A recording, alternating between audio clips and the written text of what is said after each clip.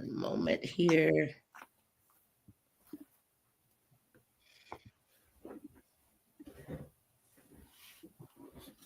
Okay. And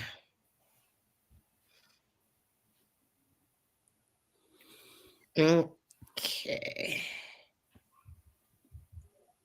All right, we're live. I'm just going to make a comment in the group to let everybody know we are live. Uncle Mott, a bet. Okay, my eye, everyone. Sorry for our delay this morning. I'm just going to post to everyone that we are live.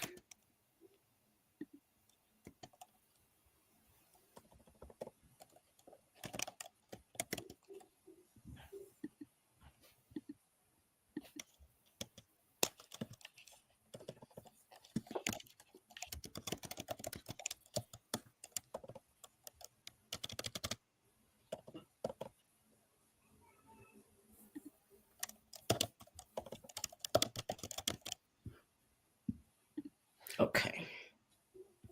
All right. Our mess is here. All right. Add him to the stage and then we will get started. Okay, my eye. We are just getting started. All right. So we're just about to start with the opening of the way and we'll get the morning started. All right.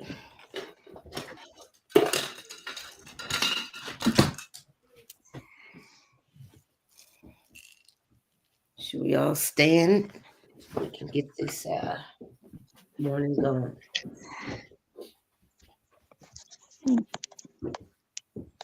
As we are standing and we're getting into the pose of adoration, please take your pose of adoration. And we begin with the word of honor.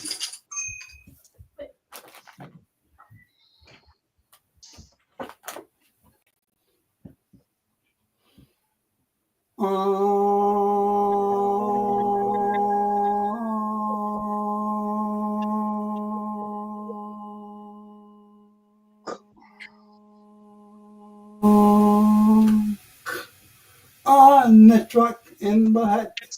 Netrak in Butthead. Nuke in Bahat. Nuke in Butthead. Netrak copy. Netrak happy. Nuke copy. Nuke happy. Tuau and Tor. Enter. Turn to your right.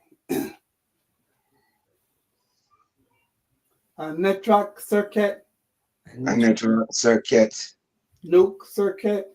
Nuke circuit. Netrak Kepsanu. Netrak Kepsanu. Nuke Kepsanu. Nuke Kepsanu. Tuau and Tor. Enter. Turn to your right. Netrak As. Netrak Ast. Nuke As. Nuke Ast. Netrak Amset. Netrak Amset. Nuke Amset. Nuke Amset.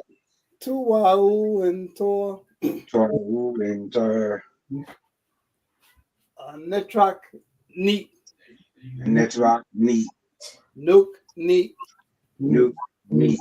Netrak Tuamutaf. Netrak Tuau and Tor. Netrak Newt. Netrak Newt. Nuke Newt.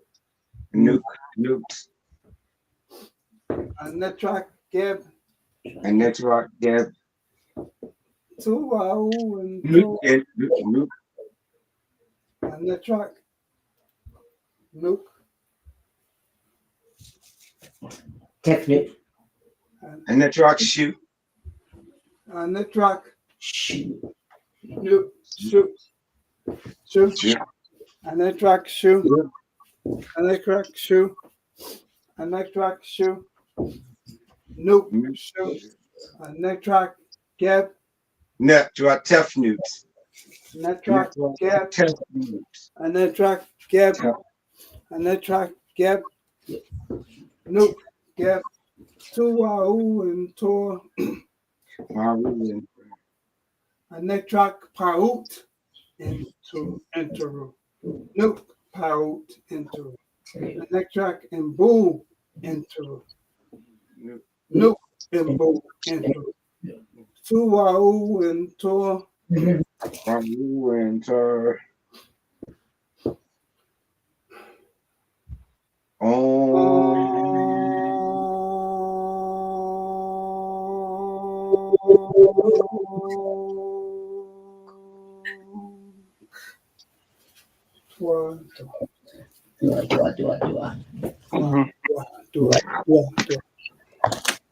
Right, we say Dwa R Hrw, Ankra Saraj.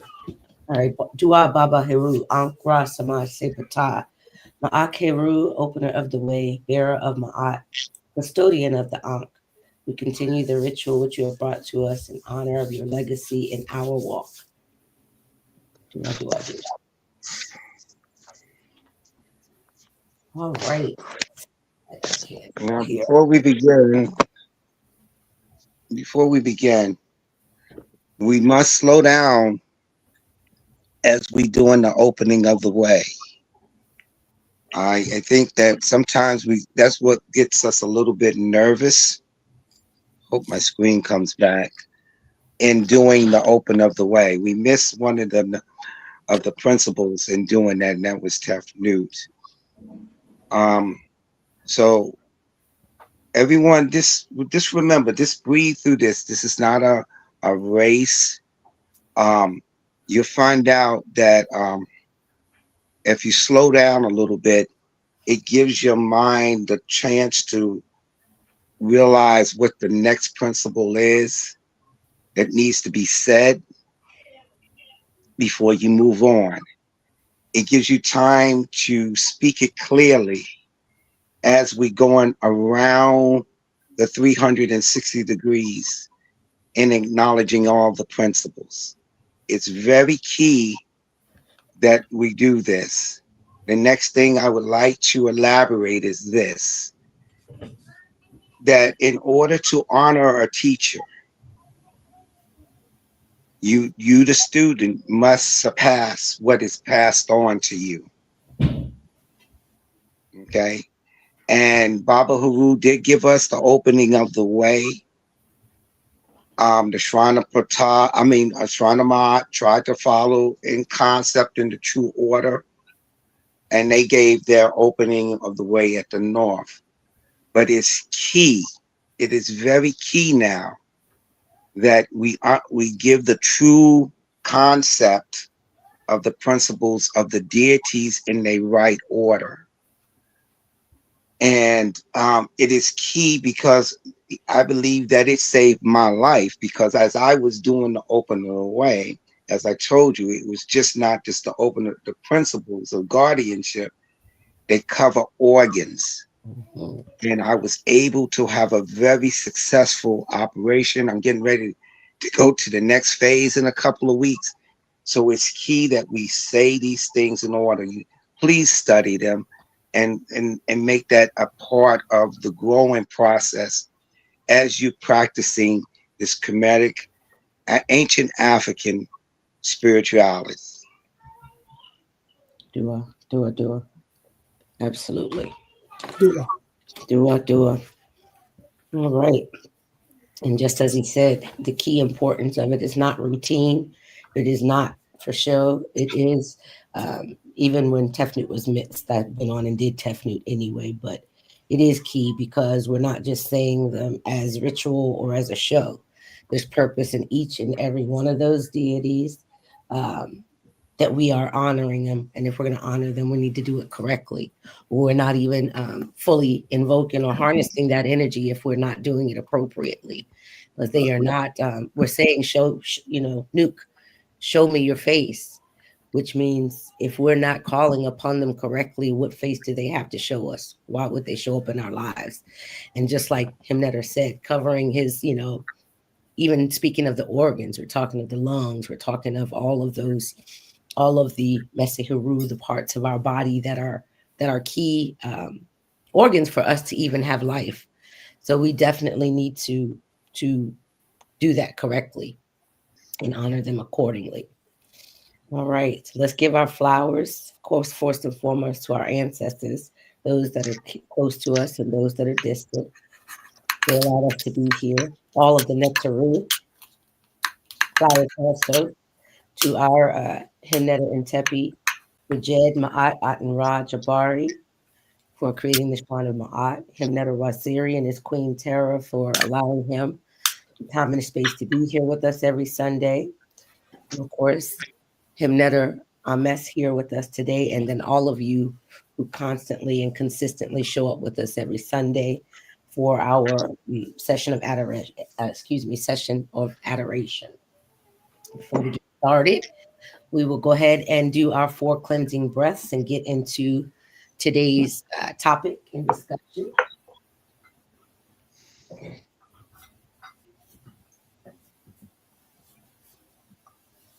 All right.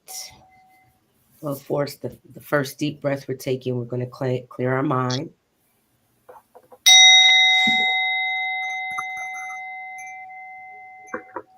The second, to clear our spirits.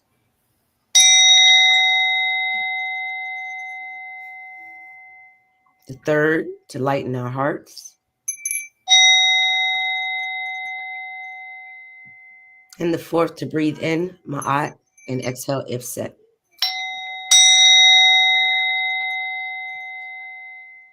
I await Ma'at. I align my thoughts, words, and actions with Ma'at. Dwa R Hrw. At this time, I'll turn it over for our reading for today, which, as you can see on the screen here, is going to be coming from the instructions of Ptah Hotep, the number 13 out of the instructions of Ptah Hotep. And I will mute and let Netter take it away.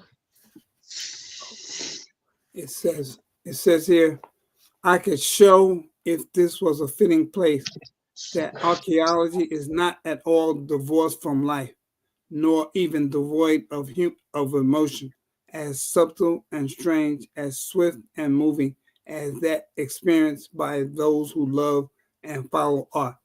She, archaeology, is, for those who know her, full of such emotion, garbed in an imperishable glamour. She is raised far above the turmoil of the present on the wings of imagination. Her eyes are somber with the memory of the wisdom driven from her scattered sanctuaries, and at her lips wonderful things strive for utterance. And in her are gathered together the longings and the laughter, the fears and failures, the sins and splendors and achievements of innumerable generations of men. And by her we are shown all the elemental and terrible passions of the unchanging soul of man, to which all cultures and philosophies are but garments to hide its nakedness. And thus in her, as in art, some of us may realize ourselves. Withal, she is heavy hearted, making continual lamentations for a glory that has withered, and all hope without fulfillment, and all her habitations are laid waste. As for the true lover of all old and forgotten things, as it may justly be said of him, as of the poet Nasir Nafit, for the dreams and the wonder are with him from the beginning and in her early childhood, knowing as yet hardly the names of ancient peoples. He is conscious of and yearns and instinctively toward an immense and ever receding path, with the one as with the other. The unaccountable passion is so knitted into his soul that it will never, among a thousand distractions and adverse influences, entirely forsake him, nor can such and one by willing cause it to come or to depart. He will live much in it to come or to depart. He will live much in it imaginations, therein treading far fair places now and wrapped in the inevitable shroud of of wind of wind blown sand, building a new temple whose stones hardly remain one upon the other, consecrate to God, to Netta, dead as their multitudes of worshippers, holding converse with the sages who, with all their lore, who could not escape the ultimate oblivion, a spectator of splendid pageants, a magistrate at strange rites, a witness to vast tragedy. He also has admittance to the magical kingdom, to which is added the freedom of the city of remembrance. His care will be to construct patiently and with much labor a picture, which is often less than an outline of the conditions of the humanity that has been,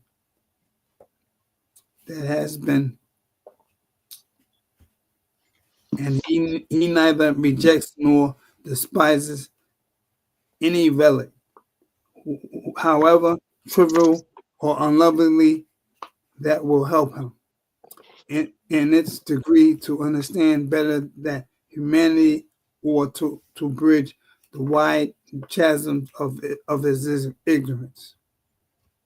Moreover, great age howls all things, even the most mean, investing them with a certain sanctity, and the little sandal of a nameless child, or the rude amulet placed long ago with weeping onto the still bosom of a friend, will move his heart as strongly by its appeal as the proud and enduring monument of a great conqueror, insatiable of praise, at times moving amongst the tokens of a period that the ravenous years dare not hold a face in passing. He hears calling faintly as from afar innumerable voices, the voices of those who, stretching from forth and shield eager hands towards life, greatly desire that some memorial of them, be it by a name, may survive in the word of men. Ashe. Ashe. Wow. Ashe, ashe. Ashe, Ashe. This one is going to be deep. Wow, you picked a good one. I mean, you picked a thought, real intense one. And for us who were listening, the first thing, which one was you reading from again? The scripture we were reading from. I can't really make it out because I'm for some reason I'm coming up with a small screen. I might have to next time just copy and paste it into a thing to come in.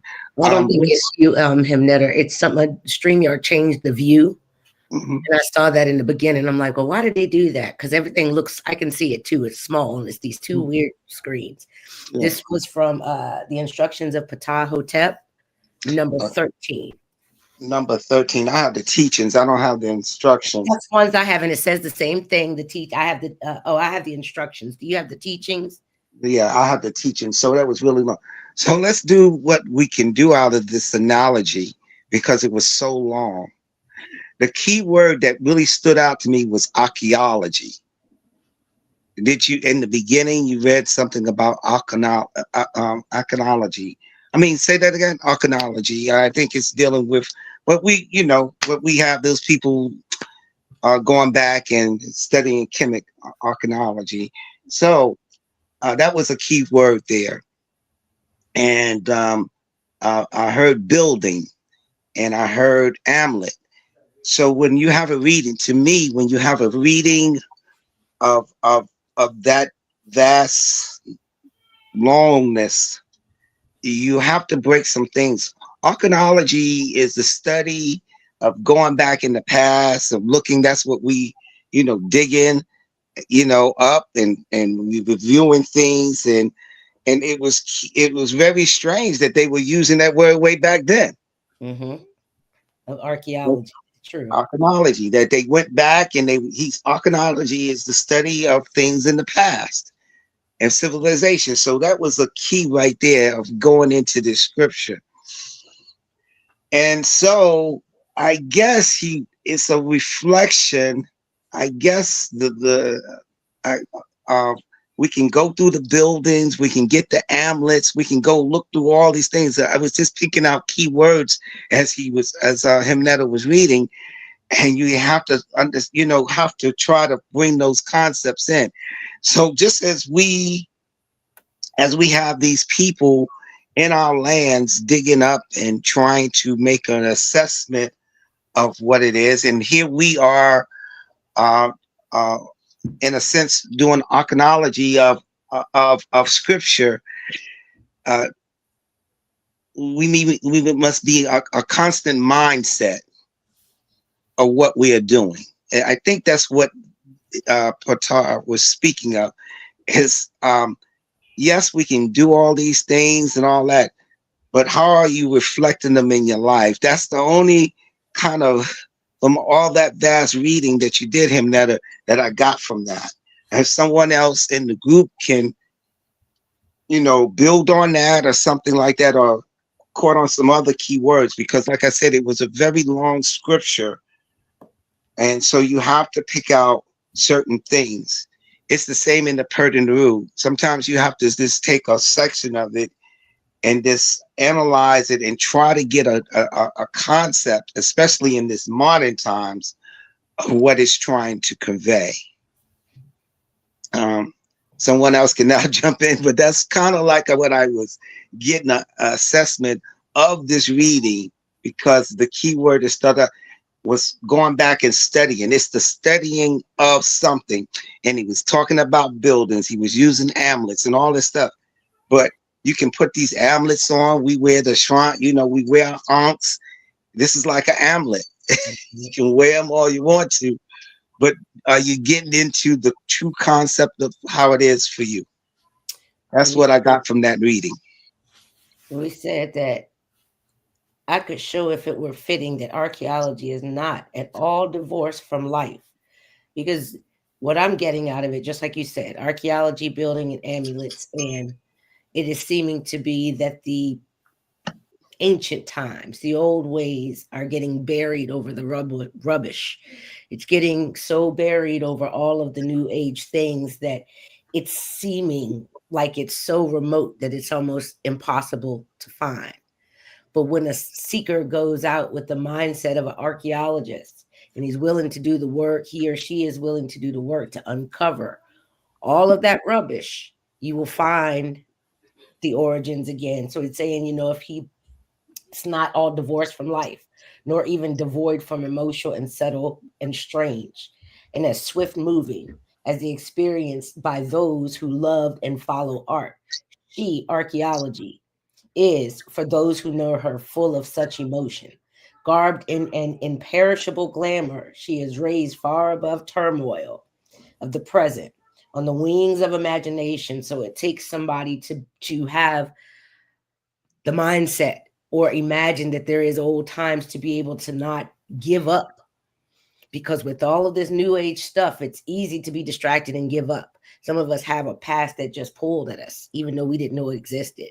And like you said, we wear the garb, we wear the amulets, but all of these are things that are also energies or forces from our past, still keeping us connected to our ancestors, to the ancient times, so that all this new age rubble and things that pile on top of it don't distract us. And we still know that under all of that, there's still the origins, the divine origins of our people, which is why we try to go into these texts in the first place. That's kind of what I got out of it. Like you mentioned, those three things: archaeology, building, and amulets. And it was pretty lengthy, but as it went on, it's almost saying like the seeker is Someone who is determined is not going to give up and be fooled by all the stuff that's piled on top. They are going to dig. They are going to remove the rubble and still be able to find what was there, almost like our Sankofa. Go back Yeah. and fetch it.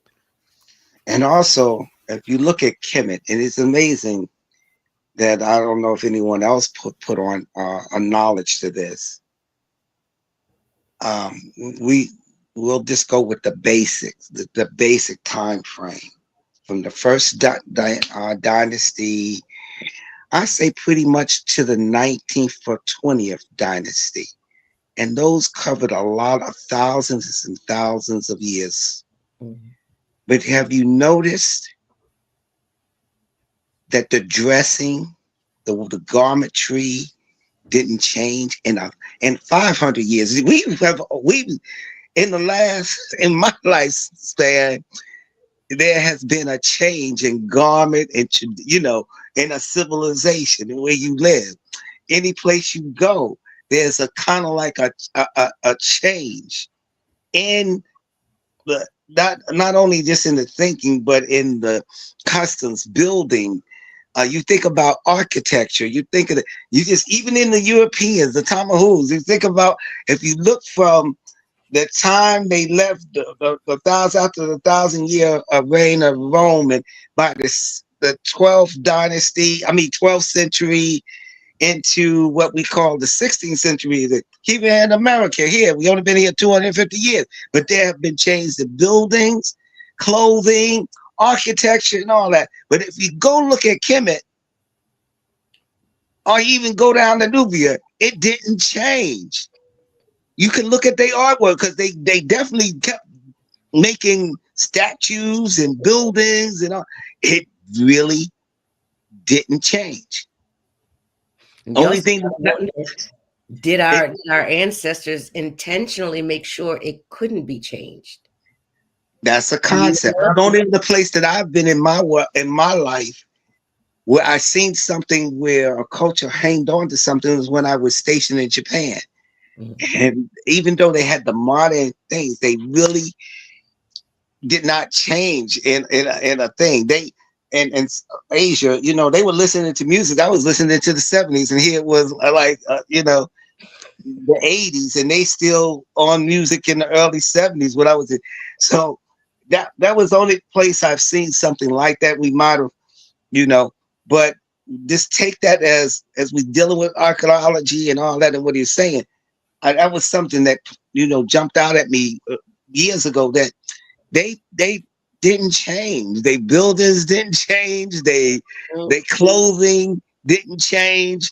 And we talking. You just deal just take one of the millennials in their history and look at a millennium in our what we call modern history and see how much changed. Right. So it was very profound of what you were saying about holding on, and they held on to things a lot longer, so it didn't get away from, I guess, you Yeah. know. And I Mm, think that's very interesting. Just like you say, in Kemet and Nubia, um, Ethiopia, a lot of our ancient African cultures, even whatever has been anything, and like you said, really, most of them didn't change. You can still find the similarities from the ancient times, from what archaeology can prove, like what we're talking about, but also I think about that, just that had just came up when I mentioned, maybe they made it so that it wouldn't be able to be, manipulated. And I think we're even seeing that in the proof as they are digging, and archaeologists digs, just like all of our statues in Kemet and the temples, and not just Kemet, like you said, Nubia, even before Kemet. If you enough digging, what they find is the origin. And after all those thousands and thousands of years and time, and the elements of of the environment has gone and run their courses, certain things are still in its original form. Just like, the things, besides what they try to manipulate or cover up, once you dig, and once you knock all of that stuff off, you find that statue, you find that the carvings on the wall. You find those things it's starting to appear like they made sure that they wouldn't change no matter how much time evolved. Because I was how it, just like in the concept of saying Kofa, go back and fetch it. We're able to go back and fetch it because they made sure we'd be able to find it when we came looking. Yeah, that was very unique. That he wrote that those thousands of years ago. Anyone in the other side of us? Anyone in the group that's chatting or putting any comments? Let's see what they're saying here, because I mean we have a lot of scholarly folks. Let's see if we have any comments here in reference to this.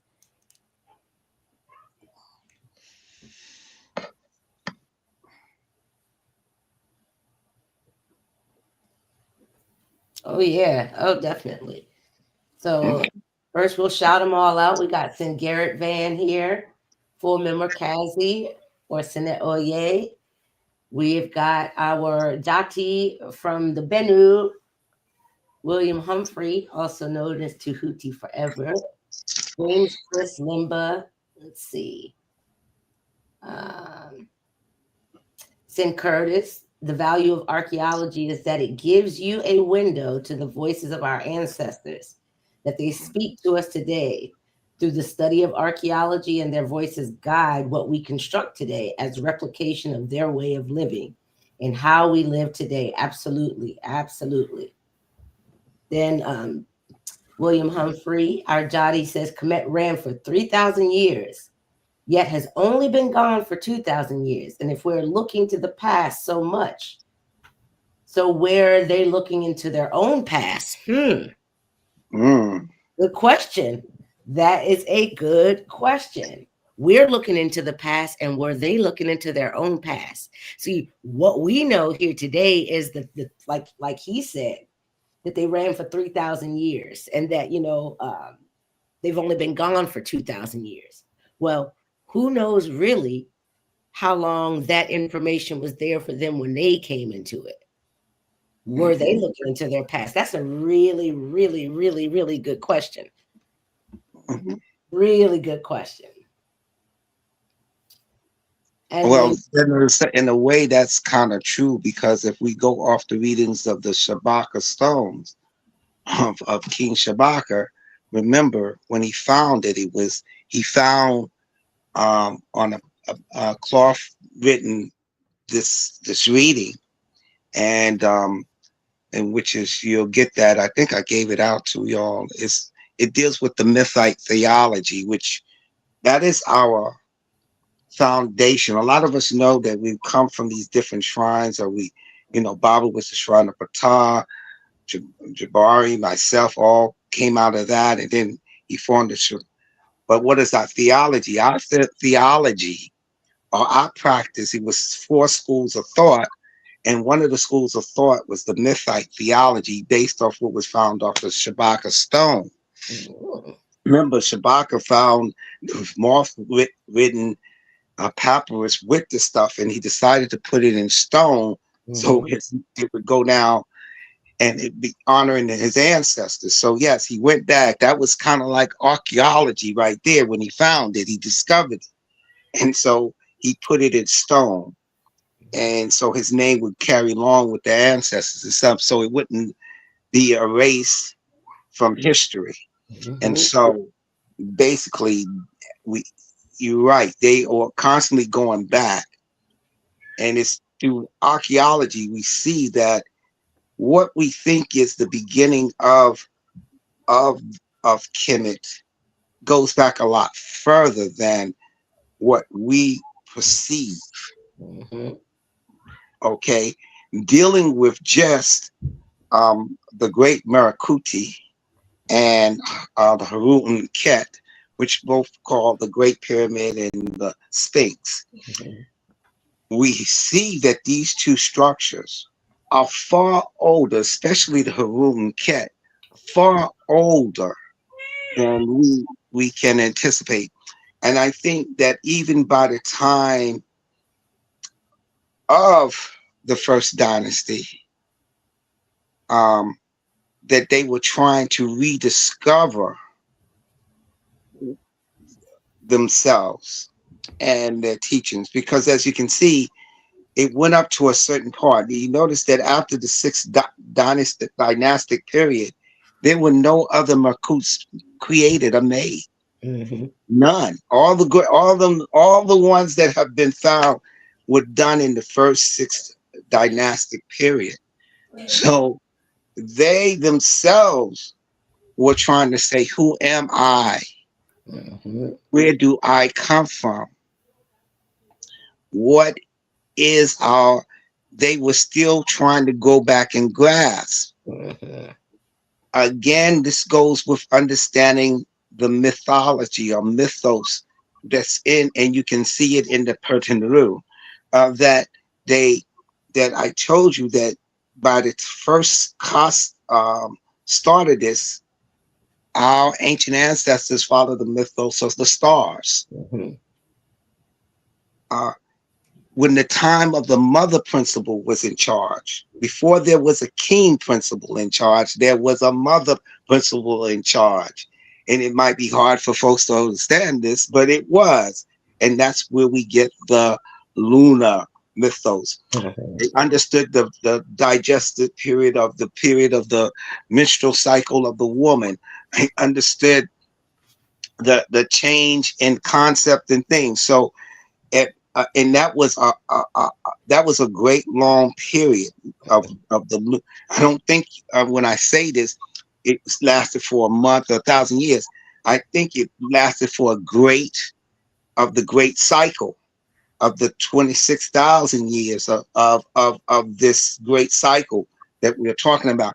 So you got, we when we talk about this and some of the words they're using, it's back there in time, Hmm. and they're letting us know that that this customs that they inherit, just like we are inheriting it now, they were inheriting it back then, and they were trying their best to maintain it, overstand it, put into practical order. And it was for some, because of the timing, and they wasn't in and they didn't wasn't outside influences guiding their culture, they were able to keep it in a closed cycle that it could manifest. Right. They were You're doing what we're trying to do now. You know what I right, mean? but we are not in our own closed cycle. Exactly, exactly. But they have more. They were, because of that. They were more access. They had more access to to that knowledge because they were in their closed cycle, and we detached from it and are now going back to try to find it and try to, you know what I mean, try to remember. In other words, you know what I mean. But I think that's that makes that extremely powerful, because if we can look at it now where we stand on this, just imagine how many thousands or even more, like you said, 26,000, when they were, it could have been 26,000, who knows. The time frame is really unmeasurable because Mhm, they inherited it just like we did. So mhm. we really can't even measure how ancient or how distant that time may or may not have been, but Okay. it's evident that it existed. And to show you that it was a something that could be um, that could happen, we can take a civilization that we know about, and if you learn about Japan, Japan cut themselves off from the rest of the world, and a lot of their customs lasted for a couple of not only I think over 1,000 years, or a couple close to 1,000 years, when they cut themselves off, and it was no other influence coming into the land. So can that happen? Yes, we have an analogy. We have something that can reflect that can be manifested or could happen. Hmm. Hmm. So this scripture that you point out is, it gives us as initiates, because we still all, even I am still an initiate in this, a way of trying to reflect back it's going to be much more difficult for us because we are in a society that's not our own. And the world has changed greatly from the thousands of years ago. And I think that when we reflect back, we must try to balance it out. That's my art. We're going to balance it out with this westernized culture that we all been raised in, and with our other side of the scale, with our Akabulan uh, garden of wealth of knowledge to combine, because we are the true inheritance of the earth, and we need to put things back into order. And we are the ones that are going to do this. Not in me and your lifespans, but our children's lifespans, if we can get this in order. So it is very, it was a different, when Zori, where did you find that scripture? Look at where it led us. I mean, that's us. I think that's an effort, because look at where it led us. And so I think last week, St. Curtis or someone had mentioned, but this is a perfect explanation as being, in this world, but not of it. We are in this Western society, but we don't necessarily, like you said, we're not necessarily of it. We're in it, and we are looking to create that. We are not even looking, we're creating that balance from where we come from and where we exist, where we reside. And we also will not, I think we have a tendency, and I hope that all of what Western civilization manifested was corrupt. Every civilization, remember, the Nebuchadnezzar manifests everything, even with the manifestation of them and other cultures. You understand? And so what it reminds us is that even though a lot of it, some of it, the good parts are based off of us, they did develop some themselves. There's no civilization comes forth on this manifest, does not manifest something. Right. Or they wouldn't have become a civilization if they didn't. You know what I mean? Yeah. So, yeah. And yes, they borrowed, and they might have enhanced all of us, that even the ancient chemists enhance what they learned from Nubia. They're beginners in the Nubia. And Taiseti comes from Ta and Terra, what we call the equatorial, and all those concepts came. So we should not get into saying all that Western civilization manifest was wrong, because out of that, certain things that in this thing came about that we have brought to the world. And so we must be mindful of that.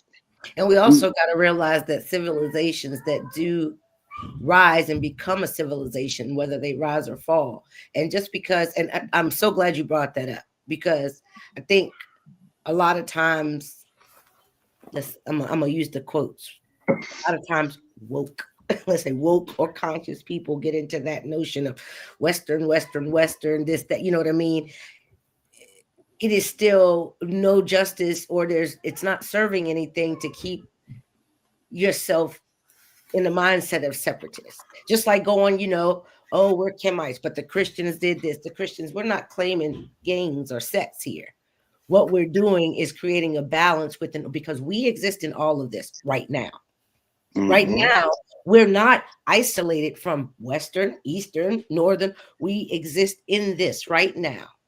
So to create a balance in all of that, to keep repeating that this was stolen or that was taken or this or that, well, some of those things are true, but ideas are passed on and manipulated and recreated to fit that era, that time, that environment, those people, whatever the case may be. Even if the effects on it became a negative effect on you or your culture.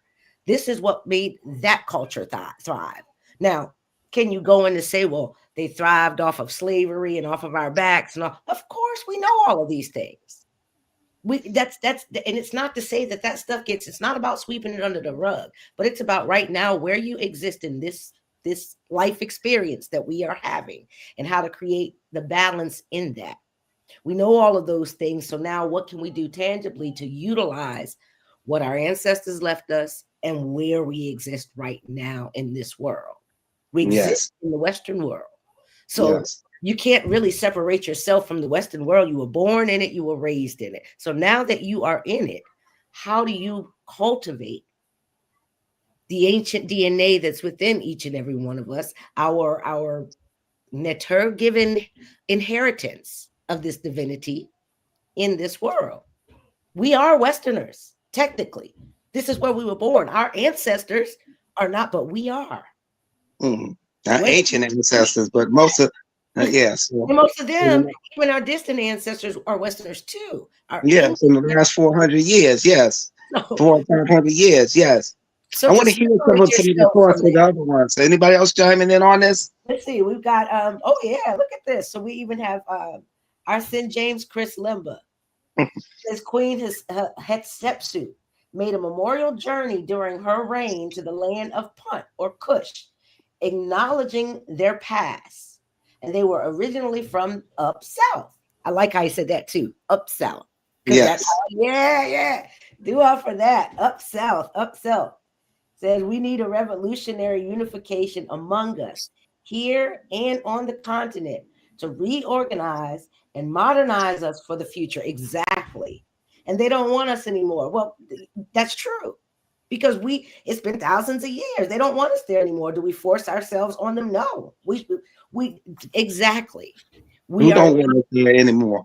yeah. We don't, I don't even think that it's necessary for us to, he's saying that, for instance, I'm assuming, and correct me if I'm wrong, St. James, he's saying they don't want us anymore. Do we force ourselves on them, or do we go and build our own? And I'm assuming he's meaning like, but There's some, that's Egypt. That's not Kemet either. yeah. They are the original. And there's the ones that don't. If you hear, like, we have a little thing going on now that remember that um the knowledge they learned about us here in the West, especially us African, what we call African Americans, to them in their culture. Remember, they grew up in colonialism, which is a little different aspect of teaching and the way they've seen the world and how it was perceived to them. And you have to learn that for a long time, what media, especially the news media, did. And I'm going to take you for instance. As I said, I was stationed in Japan. That was my first place. And they asked me where I was from. And being from, in New York, we just didn't say, oh, I'm from New York. Right. We said what borough we were from. I said the Bronx. And several Japanese people did like this. When they see me, they were like, the Bronx. But I didn't know that they had been seeing such documentaries, which PBS goes on. I didn't even know at the time that it was reflecting out of the world. They saw a documentary called The Bronx is Burning. And another thing, I think is 20 blocks from Tiffany. And it was talking about the game. So their perception of blacks and Latinos was based off what the imagery that was being shown to them through the technology. And do not think that did not reflect those in Africa, because I've seen that when I went to Africa. My first country in Africa I got a chance to visit was Kenya. And not only did I have they had a strange reflection on us, I had a real strange reflection on them because of what was shown to me about Africa. And what did we see? That they feed the homeless, the flies on the little kids. So to say that they do not want us, no, it's not true. They just don't understand like I said, it's been a misconception. But now the barriers are breaking down. And I could say that it might be to come back. They don't and want Baba Haru said that too. Baba Haru said that the awakening, we were supposed to be back in there at times, but we were not ready. And that's why I say we have to be ready for the new children that are being brought back and it's not just in our culture. And all of them, they are more. They are cycling back again. And the What it last was, time St. we James, wasn't ready for them, and they tore this planet up. well, he said, St. James was saying, no, it's the U.S. that don't want us. The U.S., not. He said it's here, U.S. that don't want us. Well, there's those that small, minute people who say that, but anybody with good common sense, they know that we make them laugh. One of the things, they come to our comedy shows. They understand our food.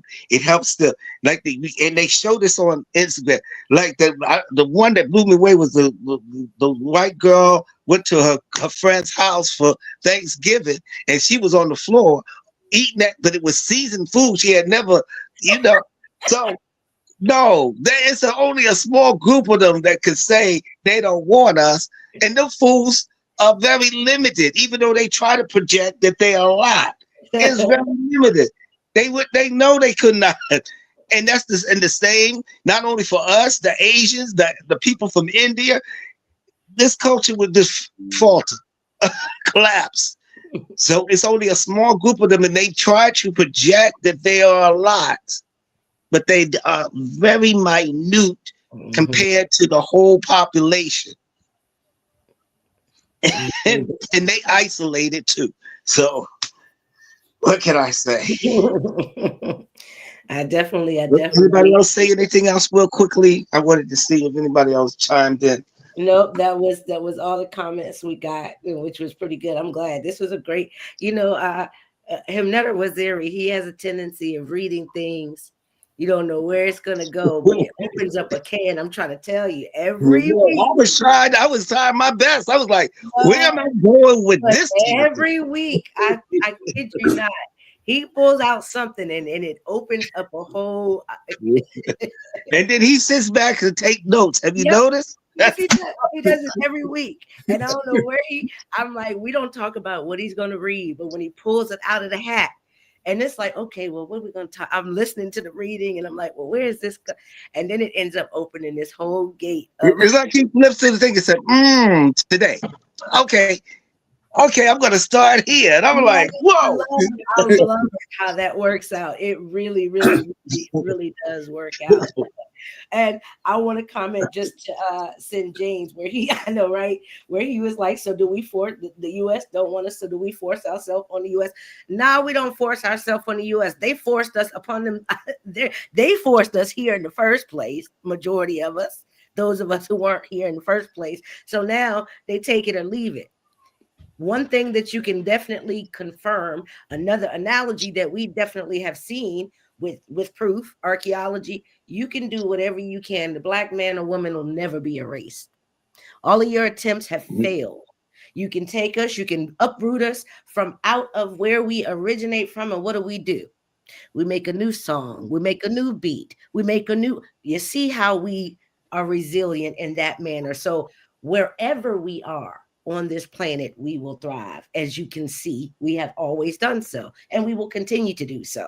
So whether it's the long US, as there's Ra in the sky, long as Ra is in the sky. as long as Ra rises in the sky, we rise. Because of our mud. And this isn't just because speaking of our what? proud, but it's the truth. If you look at history, we have always existed. No matter what the attempts have been on any of us, we're resilient.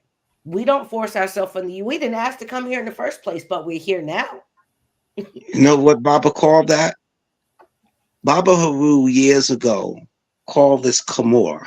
Do you know what Kamor? I think I'm pronouncing it right. Kamor is the thing that all life on thing has. All human beings have it, but we manifest it more. Kamor is, if I remember correctly, I'm going to one. I wish Himnetta Kepra was here. I think it's melanin he's talking about. The reason why I say why they gave hymns to Ra, because they understood how the sun manifested on our melanin. And our melanin is in everything concept throughout every human being's body, but strongly in ours. Mm-hmm. And it helps with the cellular breaks down and structures of your cells. Melanin, it heals any scar. It's what we call a scab that manifests over a wound. Melanin is the essence of the things, the neurons that connect the things in your brain. Your brain has melanin. It has a high concentration of it.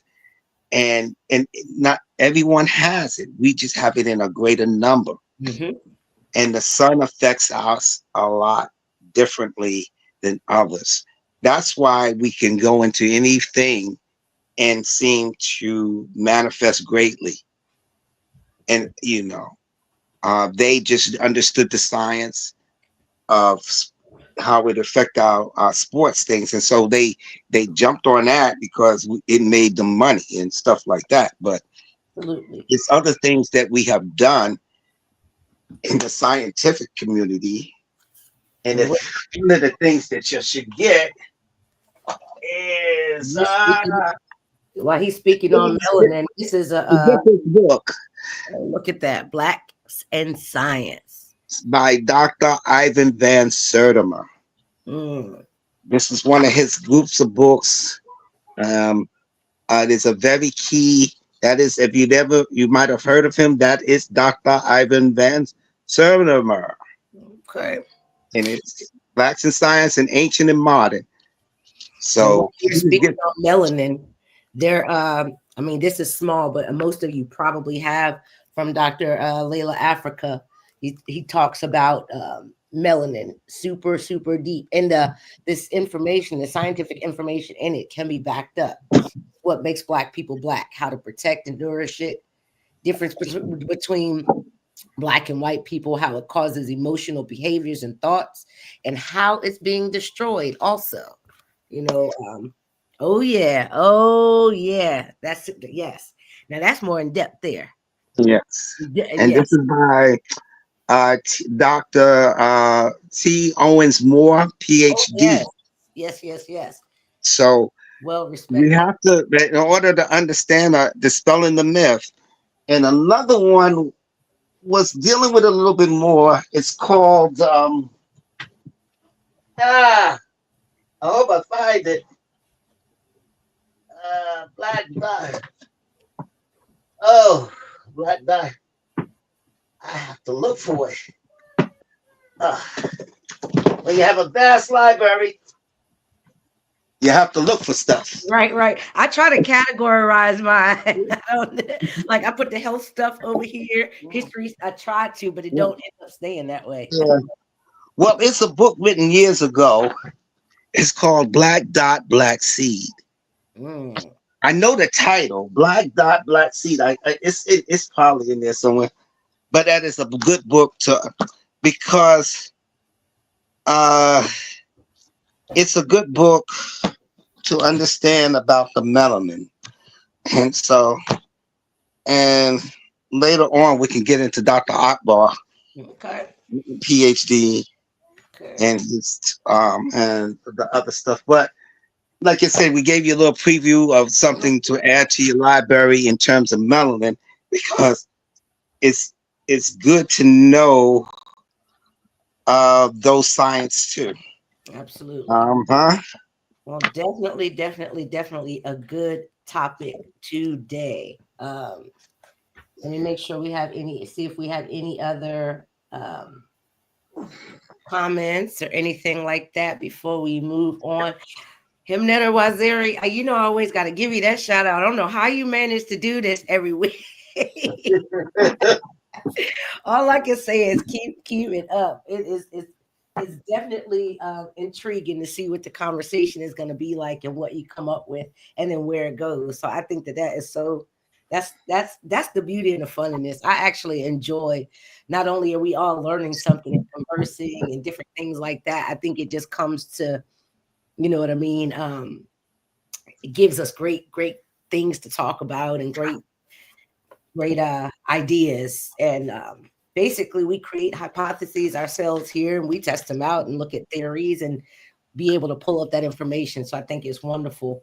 Not only are we reading, we call that Sebayit, but um, we're together. We're all kind of digging in, archaeologists ourselves here virtually. So I think that is also awesome.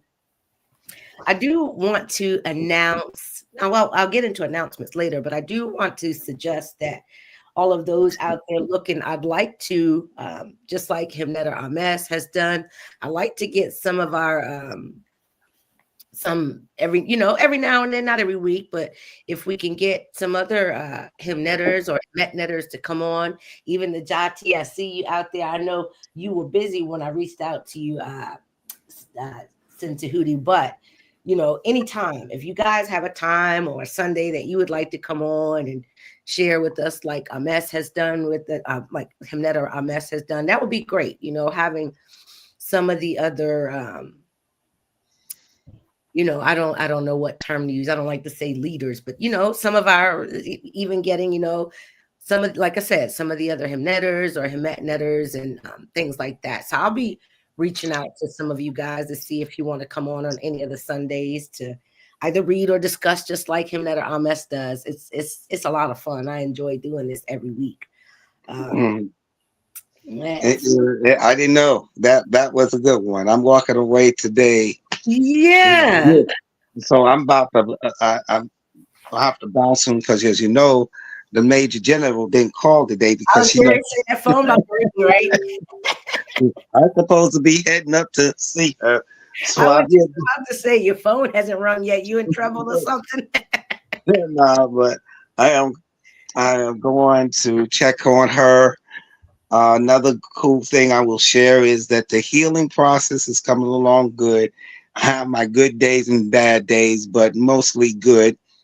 Um, and the process for the next phase is, which I'm dreading. I'm not so much dreading the radiation therapy as much as I'm dreading the chemo. So now I'm trying to get into a mindset, even though it's only one day, it's 7 doses, and it's going through my whole body. So it's not like the radiation when it's pinpointed that was in my face. So thank you again to those who have sent me stuff. I will get my thank you. I got a nice plant. I got some herbal stuff, and I'm truly blessed by having y'all in my family. So I am getting the body prepared for this next phase of the battle. And now the final thing is the mind. The mind is the thing, and so I hope to reach out to get us some second opinions and stuff on that. But other than that, I'm in good spirits, and I'm trying to make these more regular. It might be a little hard in December, so you might see a little fall off in December, like I said, into mid-January because of the intensity of going through both radiation and chemo. Okay, So, but other than that, have wow. we're going to have you lifted always. You know what I mean? And you are, we always, no matter what, I will send you the link every week, period. When whatever, so, and you can always watch it live, but I'll send you the stage link every week, of course, you know what I mean? To make sure you get that. And, we always raise you up, and we also ask that Sekhmet keep and heal and watch over you, and that Emotep's hands are upon all of those who are working on you and everything, and for your greater good. You know what I mean? May their hands be steady. May all of those things that are coming your way be a breeze and easy for you to get to the other side of this. And hopefully you suffer the lightest none at all. Yeah. So Do I. we are here. So, folks, I know you're going to have to continue on. Like I said, I'm going to have to chime out a little early.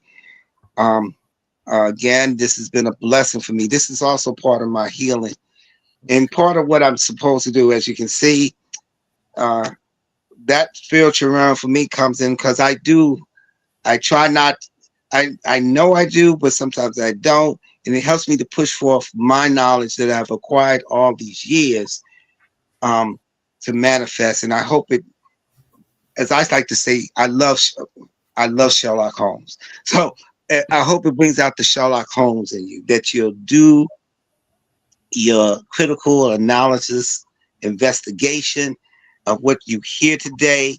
Go get these books. Um, Come back at us if you have learned this. What we were just talking about is one of our views on this, but I hope you can go back out, those who are listening in, and look at it. Look at the find the scripture yourself that he was reading from, and do some critical analysis, and then come back. We, like I said, we don't have to just read something one week and just move on and then to the next one. We can also circle back on those things that we have covered and come back and say, "Oh, I'll come back with this one. This is Right, what." right. I found something different, or whatever. But that's exactly right. We We have give to come back. Don't that's get in the concept of just doing and forgetting. This is how we keep it going. It could have been something 4 or 5, 3 months ago or something. I said, and you have done it. Come back. Have you heard about this? I think this scripture and that literature ties in. So let's be put that on. Okay. absolutely. I love it. Give your love, give our love, give myrrh to your mom for us, Yes. and Do our let her know we greatly tell her dua for allowing you to give us that time today, Denise. Yo, yeah, boy, I got a general. Y'all just don't know. Jabari knows now because my mother and his mother are the same, two Christian practitioners, and he got to know her, and she loved him. Okay, Dwa, everyone, have a blessed continued Sunday and a blessed week, and I'll chime in with y'all soon again next week. All right, myrrh to you. Uncle Jobson. Jobson there.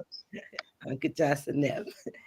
You did it. You done done it again. Him Netter was there. You done it again. I love it. This was great. We had a good conversation. Yes. All right. We are going to get ready to close up, but I do have, our last order of business. So I do have a couple of announcements, and then we'll go ahead and finish out with balancing the scales. Himnetta, is there anything that you'd like to add to the discussion of today? I saw you taking notes, and you got kind of quiet because you always stirred up the pot. Look, we ought to be thankful for the fact that we can assess what has been read and be able to bring forth of the things and the information that it is bringing to us.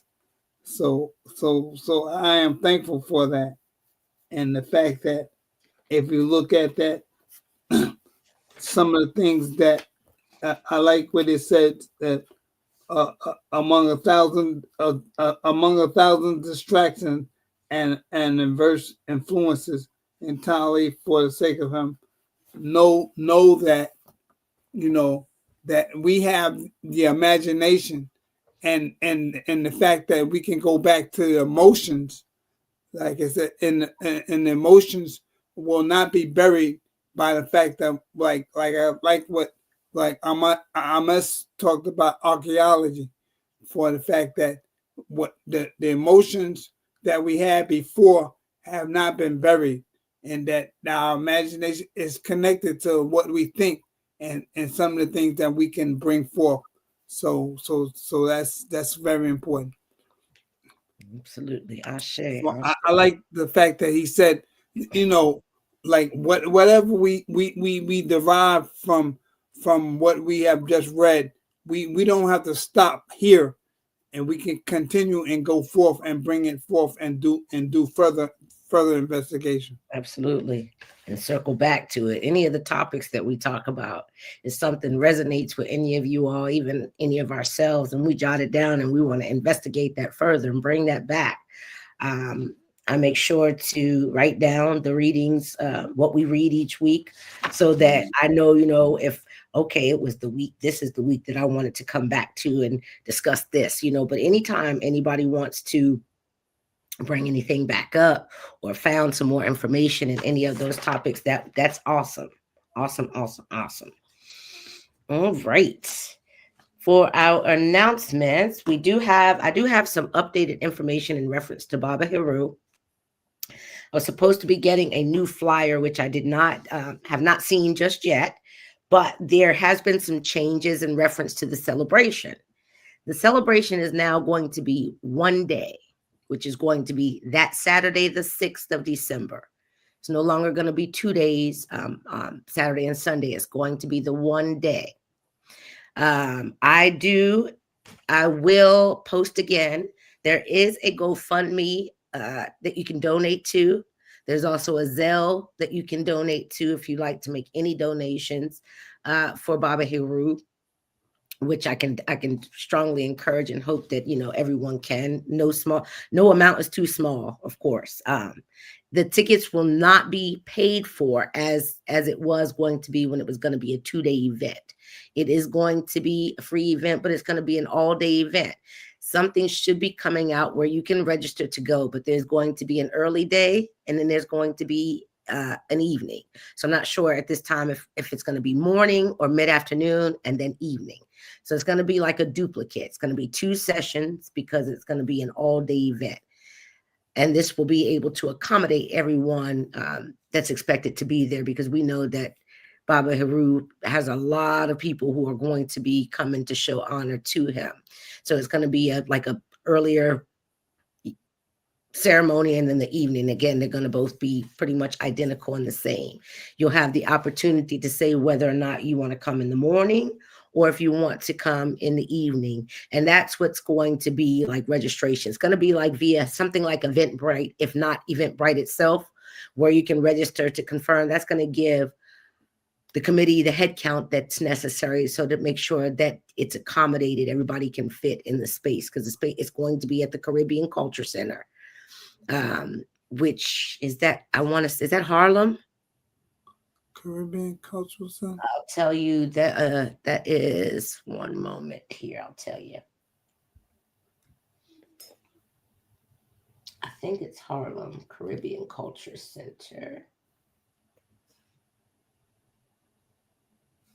It's on 120 feet, 120 East, 125th Street. Yeah, that's Harlem. Okay, so Harlem. And it's kind of like an art gallery. I think the space is not large. It fits 150 people. So that's why it'll be pretty much the two events that day. And that information as far as being able to register will come out. I should know that at least by Wednesday at the next meeting. But that's the definite date, and that's the definite pretty much order of how things are going to go. It's definitely going to be at the Caribbean Culture Center. It's definitely going to be Saturday the 6th. The exact time I'm still unsure of, and then how the registration is going to take place. For the most part, I've got everybody's emails. If you are planning on attending and you haven't responded, if you could just shoot me a message saying that you're going, and make sure that I have your email and phone number, would be great. Most of you did respond. For those of you that I know that are going, I have made an email list of that information that I could submit to Bob Hiru's family. So anybody listening, if you are planning on going and you haven't reached out to me, if you can, that would be great. Or if you have other connects that you reach out to let them know that you'll be there, that'll be helpful too, as they're trying to obtain an estimated head count. All right, as far as that goes, we had one solar return this week, which is one of our members, Glenda Michelle.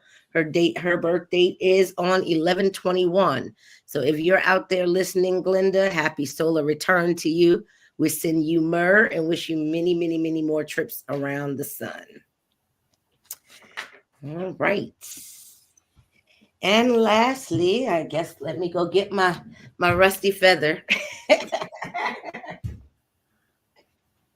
right. So the usual, my scale here, which I'm just going to sit down. I say the same thing every week. Yes, I'm going to show my little dusty feather. I know. Y'all tired of hearing it, but I got to show it. And my little heart jewel doohickey. Like I said, I think it fell off a cheap purse. I bought a knockoff purse and it was a heart on it and it fell off. I'm not materialistic. I don't buy name brand stuff. So if it was, I wasn't, nobody tricked me. I knew it was fake. I just thought it was cute.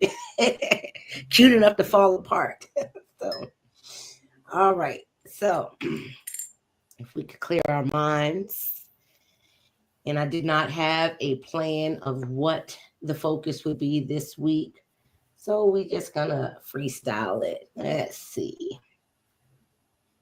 Let's pull up any one of my notes and I'm just gonna eeny, meeny, miny, mo it and just pick it. Okay.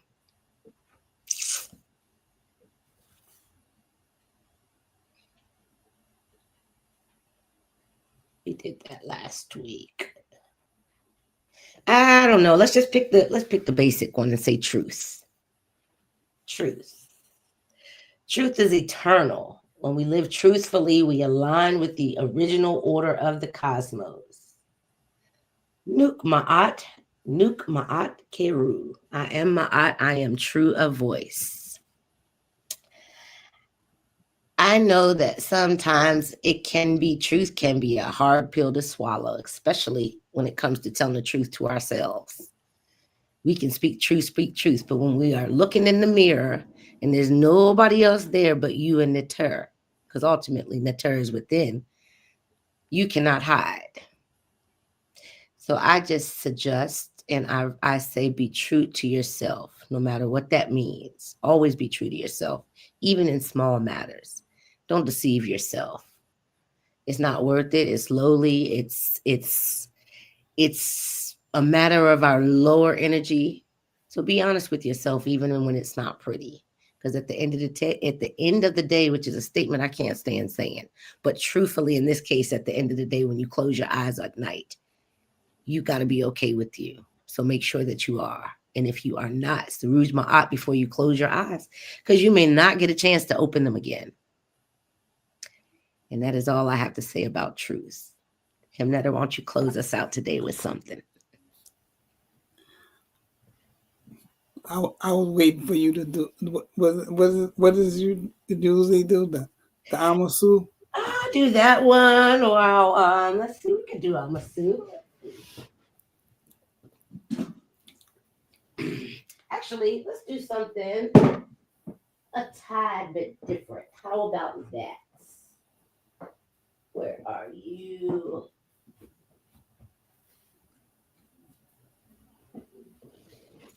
Just a tad bit different. We will close out with a prayer here.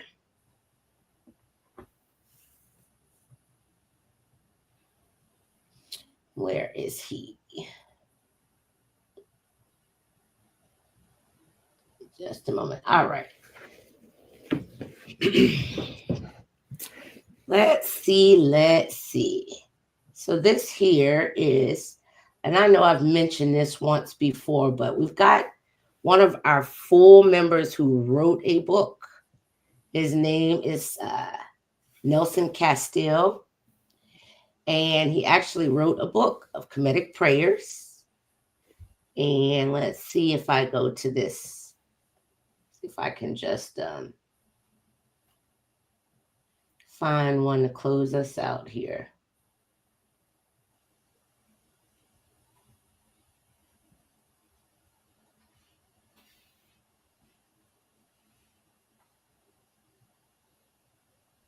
Okay. All right. So let's see. This one here, he's got several prayers in here. And why don't we just go with the one he did for Ra? He says, Father Ra, I ask that you shine your light through me.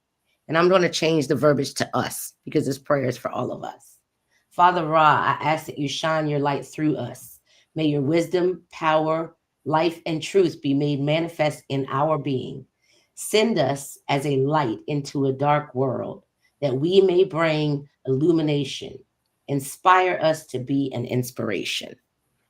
And with that, I say, Dwa Neter, Dwa Neter, Dwa Neter. So Nelson, you definitely have a beautiful book of prayers, which I will be utilizing some of them each week as we close out. I hope you're out there listening and Dua for your work in this book. Dua. Dwa. Dua. Until next week, Shem Imhotep, everyone. Much more to you. Have a wonderful week. I do believe that there is comedic ascension today. So if so, I'll see you there. Shemamat.